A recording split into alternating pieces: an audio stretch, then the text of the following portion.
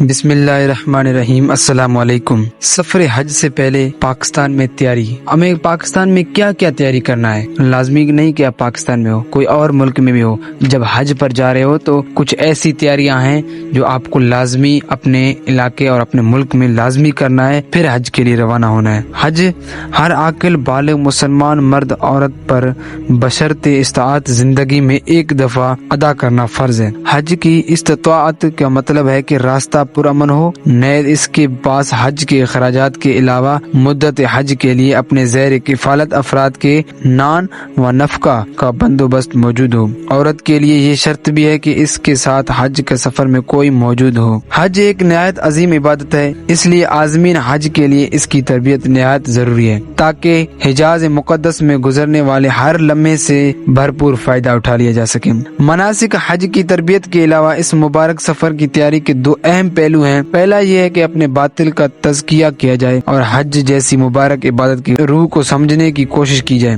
اپنے رب سے سچی توبہ اور آئندہ اس کی نافرمانی سے دور رہنے کا پکا عزم کیا جائے۔ رب کریم نے قرآن کریم میں تقوی کو اس سفر کے لیے بہترین زاد راہ قرار دیا۔ یہ موقع اللہ سبحانہ تعالیٰ کے خوش نصیب بندوں کو عطا فرمایا جاتا ہے کہ وہ مقدس مقامات پر اپنے رب کے سامنے سچی توبہ کرتے ہیں اور حج مبرور کے بدلے میں نہ صرف جنت کی خوشخبری لے کر واپس آتے ہیں بلکہ گناہوں سے ایسے پاک صاف ہو جاتے ہیں جیسے انہیں ماں نے اسی دن جنا ہو۔ جبکہ تیاری کا پہلا اور دوسرا عملی ظاہر ہے، لہذا اپنے آپ کو ذہنی اور جسمانی طور پر مشکل سفر کے لیے تیار کیا جائے۔ اس کے لیے آپ کو یہ جاننا ہوگا کہ آپ نے حج سے پہلے، اس دوران اور بعد میں کیا کرنا ہے۔ اس لیے دوستو ضروری ہے کہ انتظامی امور کا خیال کیا جائے تاکہ اس مبارک سفر میں مکمل یکسوئی کے ساتھ عبادت میں مصروف رہیں۔ حج کی درخواست نمبر 1، اگر سرکاری اسکیم کے تحت حج پر جانے کا ارادہ ہے تو حج کی درخواستیں وصول کرنے کے مجاز بینک کی کسی نزدیکی برانچ سے رابطہ کریں